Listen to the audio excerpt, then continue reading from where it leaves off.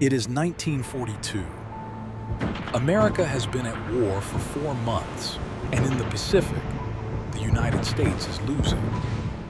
Japanese forces have swept across an ocean, island after island, nation after nation, and American commanders are facing a nightmare no weapon could solve.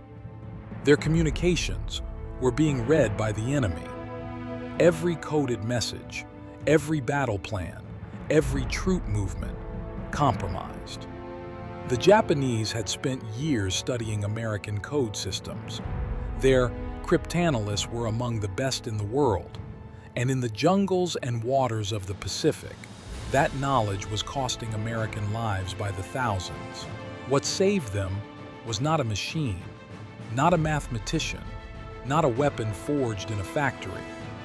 It was a language so ancient, so complex, so unlike any other tongue on earth, that no outsider had ever mastered it. The language of the Navajo people.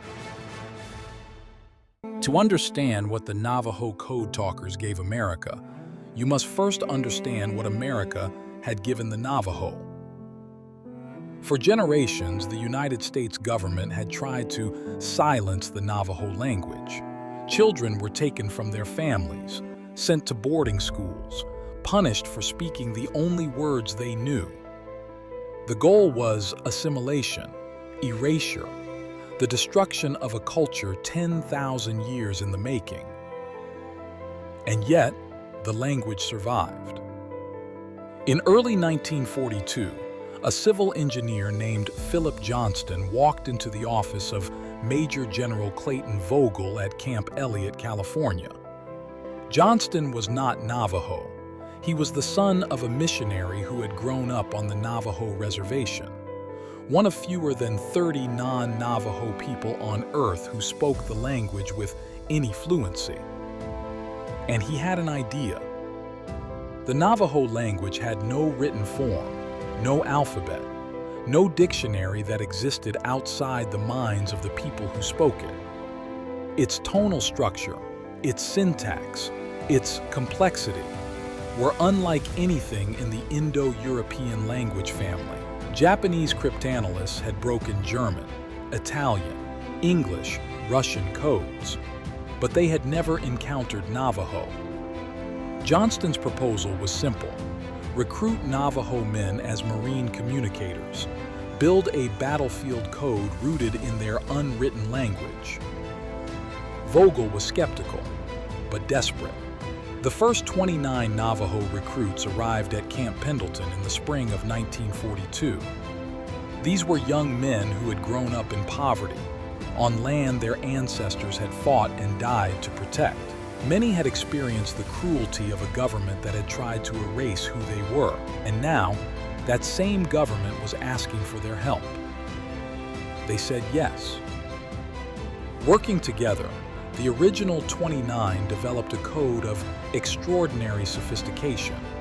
Common military terms were assigned Navajo words with symbolic meaning. A submarine became beshlo, iron fish.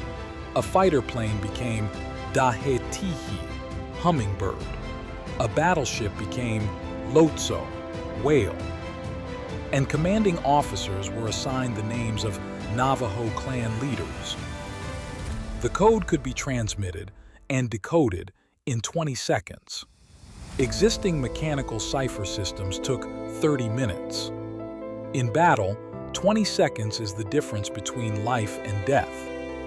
The code talkers deployed across the Pacific: Guadalcanal, Bougainville, Guam, Peleliu, the Philippines, Iwo Jima. Major Howard Connor, signal officer at Iwo Jima, ran 6 Navajo code talkers around the clock for the entire 36-day battle. When it was over, he said something that became history. Were it not for the Navajos, the Marines would never have taken Iwo Jima. Of the roughly 400 code talkers who served, not one was captured. Not one had their code broken. In the entire war, the Japanese never cracked a single message. The program was so vital, so secret, that it remained classified until 1968. The men who saved the Pacific came home and couldn't tell anyone what they'd done. The question history never asked is the question we're going to ask today. Philip Johnston walked into that office in 1942. But what if he hadn't? What if the proposal had been rejected? What if the bureaucracy had said no? What if no one had ever thought to ask the people America had tried to silence, to speak?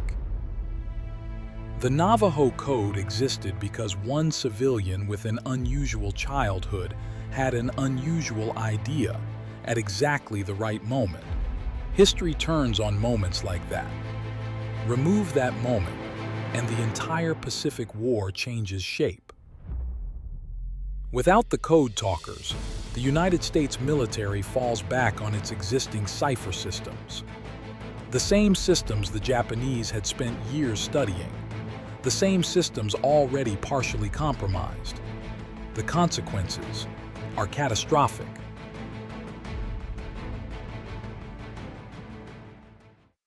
Guadalcanal, August 1942. The first major American offensive of the Pacific War begins as planned. Marines land on the island, seize the airfield. But their communications are leaking. Japanese intelligence intercepts American movement orders, reinforcement schedules, supply routes. The counterattack comes before the Americans are ready. What was a costly but decisive American victory in our timeline becomes a catastrophic defeat in this one. The loss at Guadalcanal ripples outward like a stone dropped in still water. American morale shatters. Japanese confidence surges. The island-hopping campaign that defined the Pacific War stalls.